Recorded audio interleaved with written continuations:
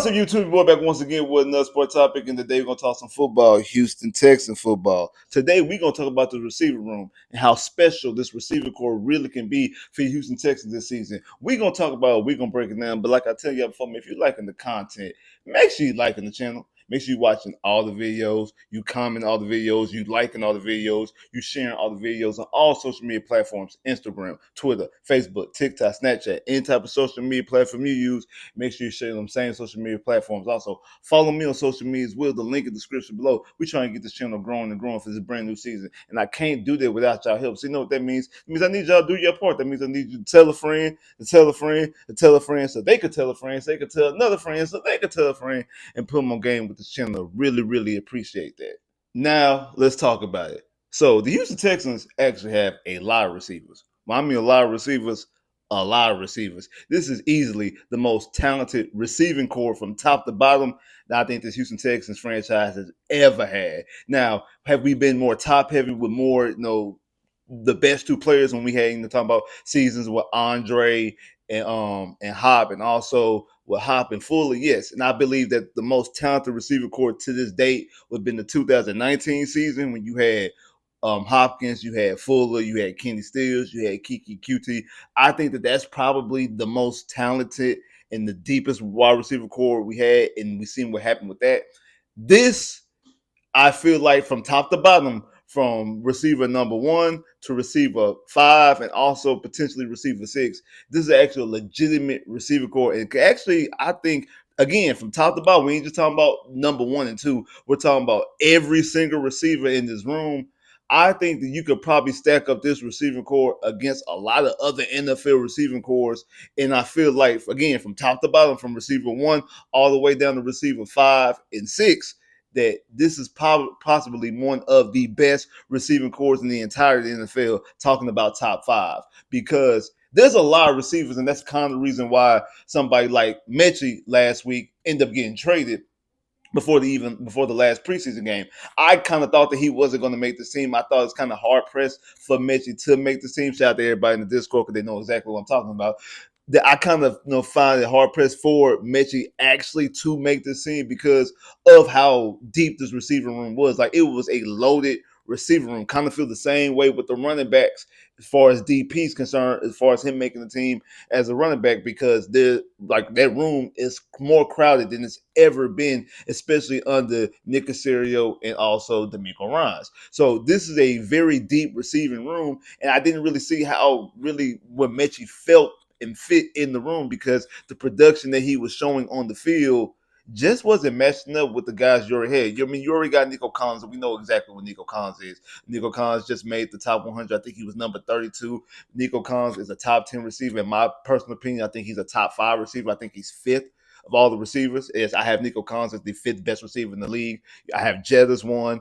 Look, Jamar Chase, Jettas, both 1 and 2. It goes back and forth between those two. So Jettas and Jamar Chase, you can make a case for 1 and 2. Boom. And then you also have you had CeeDee Lamb and AJ Brown at 3 and 4. I have Nico right there at 5, and that's my personal opinion. Hey, it is what it is. But I have Nico Collins as the 5th best receiver in the NFL. So, but then you talk about the receivers after him, and then this past offseason, we went out there and we signed Christian Kirk.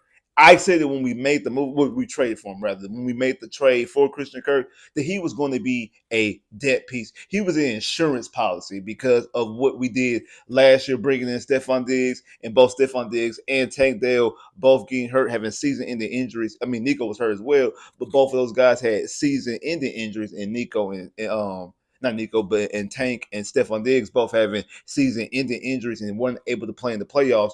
In the last 2 playoff seasons, it was Nico Collins and just a cast of other receivers. So CJ didn't have a lot of viable receivers to throw to, especially in the postseason. So I knew once we traded for Christian Kirk, I knew that wasn't going to be that was going to be the end. I knew that we were going to go out there and we are going to make more moves, potentially in the NFL draft, and draft a receiver possibly in the first round. We know what happened. We traded out the first round, whatever it is. But I thought that we were going to load up and bring in at least another receiver into the fold, because I didn't think that Kirk was the answer, but I did believe that he was an insurance policy. He was to make sure that somebody else will be on the field, even though, again, he's another guy that's had some injury concerns of himself. But we've also seen him be the number one receiver in Jacksonville 3 years ago when Jacksonville went to the playoffs and beat the Chargers in the first round when Jacksonville won the AFC South back in 2022. So we seen him be a valuable number one option.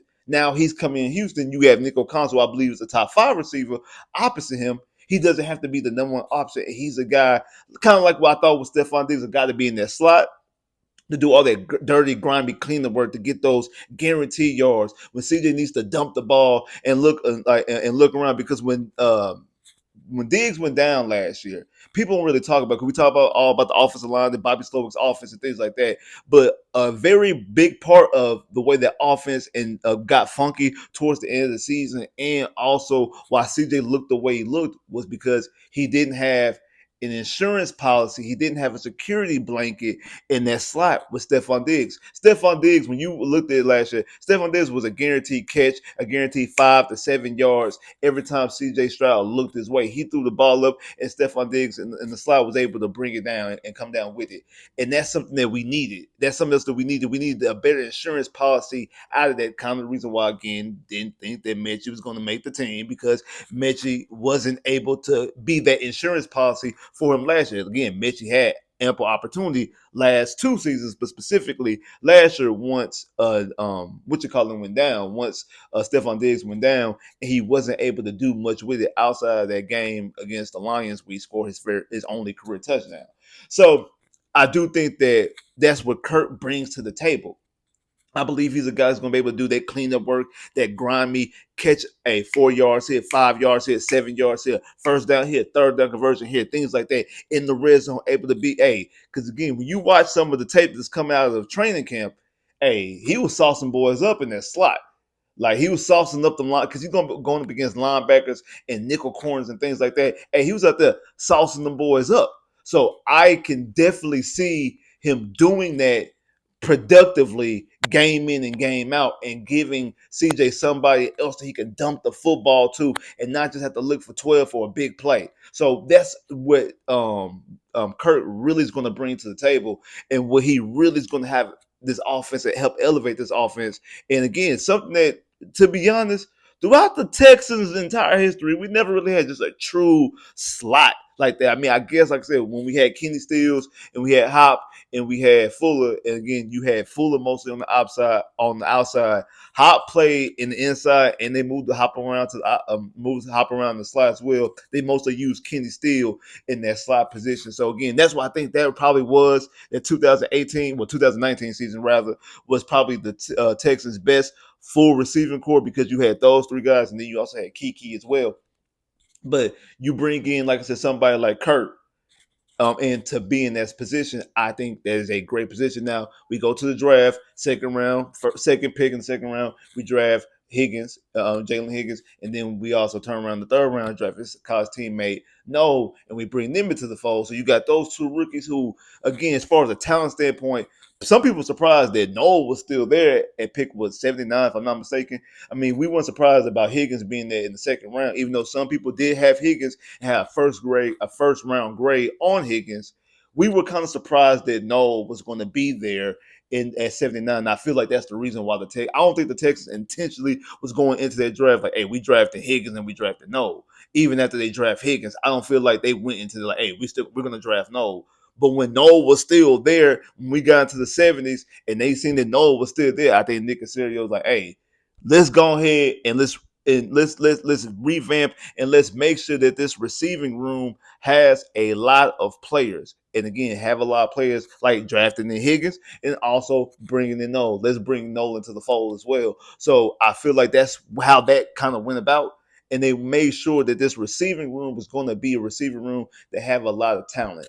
But when you get to camp, and this is why I want to talk about somebody that's been here for a while, Xavier Hutchinson, X-Man, whatever you want to call him, possibly out of almost everybody, might have had the best camp, especially on the offensive end. You can make a case throughout the entirety of the team, maybe him, and also Ursary, the offensive lineman that we took in the second round. They basically came up there and took a starting job. You can make the same thing for Hutch. I think Hutch might have came out and took a starting job. Even though that now, I mean, I guess both jobs really after you trade Larry Tunsil, it really wasn't a bona fide left tackle for Ursary to take. But you could kind of make the same thing when you talk about Xavier Hutchinson. And Hutchinson quietly, not even quietly, loudly has had one of the best camps. And again, it didn't matter who was throwing the ball. If it was CJ, if it was Davis Mills, if it was Mertz, it didn't matter who he was on the field with, who he was throwing the football, who was throwing the football to him. He was making plays. And again, that boats and that checks. When you go look at the last 2 years as a Houston Texans, as him being him being a professional athlete, he's made plays when CJ needed him to make plays. We all talk about the game, against the Chargers, the whole fumble snap. And he looks up, he throws over to the Hutch. But we don't talk about the game they rookie year because again he came in the same year as CJ and Tank and Will. We didn't talk about his game his rookie year against, if I'm not mistaken, I think it was Jacksonville when he caught that deep pass against the Jags. Again, Bobby was able to utilize him and get him on the field, use him in jet sweeps and things like that. God is ready to play special teams just to get on the field. He was able to go out there and play special teams because he wanted to be on the field. And then if you go back and look at how he played in that divisional round game against Kansas City, the last time that we played an actual meaningful football game, Hutch played well. Hutch had over 50 catches, had over 50 yards off of 4 catches. Was only targeted 7 times. So he was targeted 7 times, came up with 4 catches, and had over 50 yards. And I think he was averaging like 13 yards a catch or something like that. Like he was making plays in that crucial moment where he had to be the number 2 option to Nico, and he was stepping up. Well, I think the second leading receiver was actually Dalton Schultz in that game, but he was the second as far as a receiver. He was the second receiver from position, but as far as a pass catcher, he was the third option from the pass catcher because you had Nico, you had Dalton Schultz, and then you had Xavier Hutchinson. And I think that Hutch has come out here and he has put himself and inserted himself as to be the other receiver opposite Nico. So you're gonna come out there with Nico, you're gonna have Kirk in the slot, and then you're going to have Hutch on the opposite side. And I know people are like, hey, if you go look at Hutch stats, what he's done the last 2 years, it's not a lot. We get that. But we can say the same thing for Nico Collins his first 2 years as well. It took up to year 3 and Nico getting CJ Stroud to be his quarterback for us to talk about that Nico Collins is a multi-time 1,000-yard receiver, a Pro Bowl receiver as he was last year. I have him in the conversation as a top 5 receiver. At the very least, he's definitely in the conversation and definitely a top 10 receiver on the NFL 100 as the 32nd player of all 100 players of the top 100. He's 32nd. He's actually above CJ. CJ was with 39, and and Nico was 32. That's what people think about with Nico Collins, and people actually think of Nico Collins as an actual legitimate weapon. We wasn't talking about that 2 years ago. We wasn't 2 years ago, going into camp 2 years ago, we were talking about Nico potentially getting cut. We were talking about him being a surprise cut. We were talking about Nico, we were calling him soft. We were calling him Sharman. We were telling him he was too big to be playing that soft. And when he got on the field, with CJ Stroud as his quarterback. And again, some things about Nico changed. His mentality changed. The way he fought for the football. The way he returned to a attacker once the football was in his hands. He was running over. He was searching for contact. He was running over people. The way we was using him on screens and things like that. And the way he was bulldozing people. That was a different mentality of Nico. And sometimes it might take to year 2, year 3, year 4 for somebody to click. It's not always in year 1. Again, it's not everybody can't be Jamar Chase and be rookie of the year as a receiver. Everybody can't be Jamar Chase. Everybody can't be Jez in year 2 leading the league in receptions and being an offensive player year. Everybody can't do it. Those are special caliber players, and everybody don't do that. It took a while for Tyreek Hill. Tyreek Hill, before he got Patrick Mahomes, was a special teams player. Go look it up. Tyreek Hill was not a viable receiving option until Patrick Mahomes was an actual starter. He was a kick returner. Tyreek Hill was a kick returner before Alex Smith was the quarterback. Once he got Patrick Mahomes as the starting quarterback, that's when we seen Tyreek Hill be the All-Pro Tyreek Hill and one of the best receivers in the league. And then also he goes up to Miami with with Tua and Mike McDaniels, and they predicate the offense around him, and he's able to get back-to-back 1,700-yard seasons. And you see what happened last year without Tua. We seen that Tyreek Hill was basically non-existent last year. So everybody can't do that. Sometimes it takes a while. And again, I'm not saying that Hutch is about to be an all-pro receiver. I'm not saying that. But what I am saying is that Hutch is definitely earned the right and earn the starting position and put himself in that position to be a valuable number two. Even though we've been talking about Xavier Hutchinson and we've been talking about Jalen Higgins, and then people talking about Jalen Noel, their favorite draft pick. I even said that Jalen Noel is my favorite draft pick, but we was ignoring Hutch. And my apologies, bro. We were ignoring Hutch. I think that Hutch has had the best camp offensively is out of him and Ursery have had the best offensive camp out of anybody on the offense. And you can make the claim that they had the best camp out of almost anybody on the team if you want to be completely honest. But that's a conversation for another day. But I do think that what I do think is he's earned the right to be the starter. And I do expect big things out of him. I do expect him to be special. And again, this is something that CJ Stroud needs. Like you go look at what he did at Ohio State. You look at what he did at Ohio State. He had, you talk about, you go look at the receivers he had, talking about Garrett Wilson and Chris Olave, JSN, Abuka, Marvin Harrison Jr. He had a loaded receiver room in Ohio State. And I'm not saying that, that he's trash without receivers and he needs that he has to have superstar receivers. I do think that part of them being the way that they are and the way they're being presented is because of CJ Stroud. Don't get it twisted. I think that CJ Stroud is a floor raiser. I think that CJ Stroud elevated these guys and put these guys and make sure that these guys were all first round draft picks. I think they were compliments to each other. Again, I think that the reason why we got Nico Collins to play the way that he's playing is because CJ Stroud's throwing the football. Remember what CJ Stroud did his rookie year with Tank Dell and also Noah Brown, who they couldn't wait to get rid of in Dallas. And then once we got Noah Brown, once Noah Brown was with CJ Stroud, everybody talked about, man, we let go of Noah Brown. That's what Dallas Cowboys fans were saying. And then you had even Texan fans saying the same thing about Noah Brown last year. And then Noah Brown went over to another rookie of the year and Jalen Daniels, and you didn't hear that much out of Noah Brown, did you? You didn't hear that much out of Noah Brown, did you?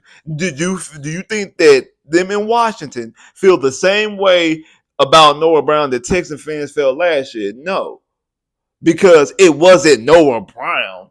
It was C.J. Stroud that elevated Noah Brown. So C.J. he is a floor raiser. He is somebody I do believe that elevates the talent around him and makes the people around him better. But that does not negate the fact that does not give you an excuse that you just give him just anybody anything. You need to give him talent. Nico Collins, bringing in Kirk. We're probably starting to see some of the fruits of the labor when it comes to Hutchinson being around and being in the field for the last 2 years and actually know how to handle NFL offseason, things like that. And then you draft both Higgins and Noel, who I definitely think both of them will be factors this season. And I think Higgins eventually becomes the number 2 receiver because I do think from a talent standpoint, I think that Higgins is more talented than Noel. More talented than Hutch. I do think from a talent standpoint, he is more talented than him. However, I do think that as of right now, I think that X deserves the right to go out there and start. And I think he earned that spot. And we'll see how it goes. I do think God got their statistics what I feel like they're going to do this season. I got a prediction of what I feel like everybody's stats are going to be. So I do think their stats are going to be very, very similar. But I do think that those are guys who I think that definitely going to contribute to CJ having the type of season that we believe CJ in this offense is going to have. And again, that's 5 receivers. Not to mention Braxton Berrios, who's a guy who you utilize as a special teams guy. And we seen in the first preseason game, he was able to go out there and play. He was able to go out there and you could utilize him as a valuable receiver. And that's probably the main reason why I thought somebody like Metchie wasn't going to make the team, because I thought those 5 guys in front of him, obviously Nico, you trade for Kirk. X has had a good camp and also played well when he's got his opportunities. And then the 2 draft picks and Noel and Higgins, you weren't gonna go. He wasn't gonna be ahead of them. So those five were locks. Then you bring in somebody like Barrios who could also give you something on the return game. Remember last year we brought six receivers and then we brought in the seventh because we had Smith. We had what's his name? I can't think of his last name. It's not Smith Sims, Steven Sims. We had brought Steven Sims to be the returner.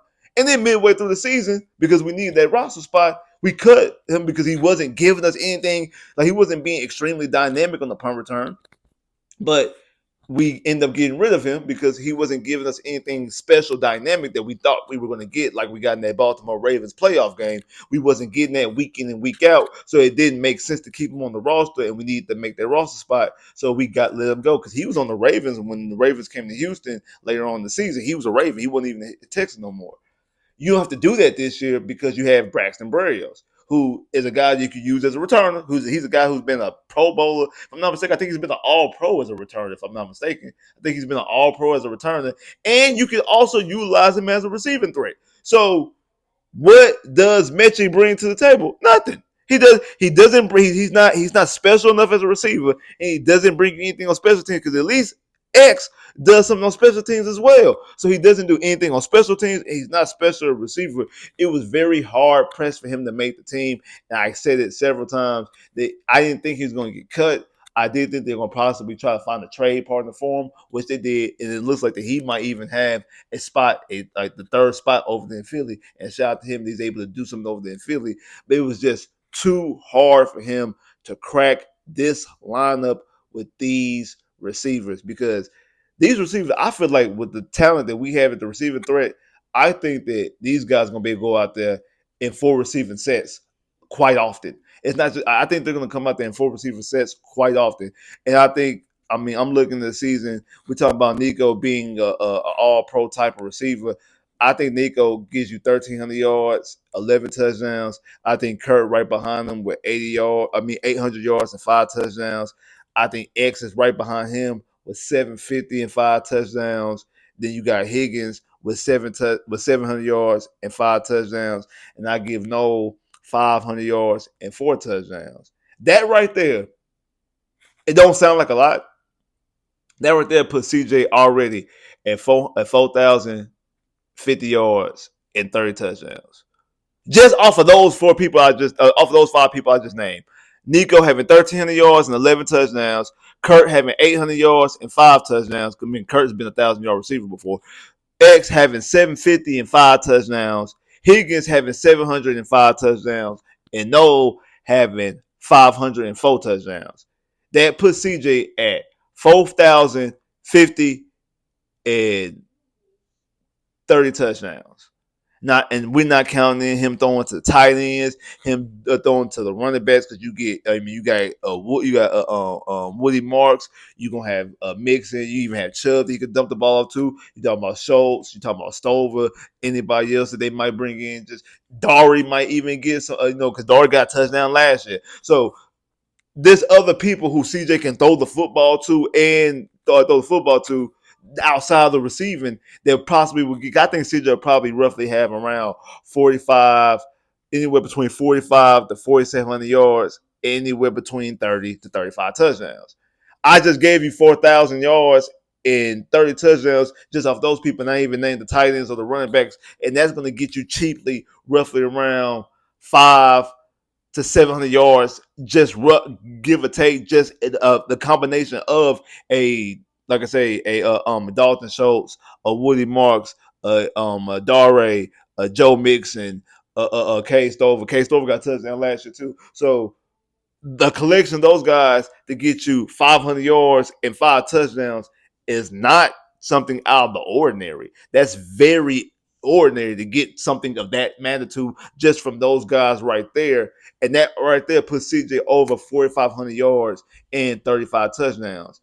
That's how I'm talking about how deep and how special this receiver core is, because he's going to even get that without even the tight ends and the running back, without the cheap tight end and running back yards, because that's how loaded this receiving core is just with the 5 receivers. Not even bring up him even throwing the football to Barrios being the 6th receiver on the team. So just with those guys alone, this receiving core, I feel like, is special. Then you talk about Three of the receivers are 6'4" receivers. Out of Nico, Xavier Hutchinson, and no, I mean Xavier Hutchinson and Higgins. We're talking about 6+ receivers. And if I'm not mistaken, I think Kirk might be 6'1", if I'm not mistaken.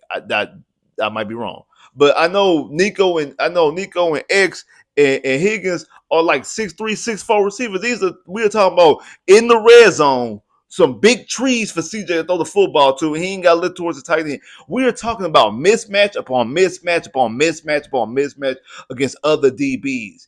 This receiving core for the Houston Texans is going to be special. It's going to be special. It really is. And that's the reason why the Texans got to protect CJ. And hey, Nick Caley, your offensive scheme got to be able to do something, because this receiving core, when I look at this receiving core, I feel like easily it's the most talented receiving core from top to bottom that we've had in our franchise history. And I think that it's going to prove dividends. And I think that CJ is going to have a phenomenal season. Like, subscribe if you haven't, comment below if you haven't, click that bell, get more videos. I holla.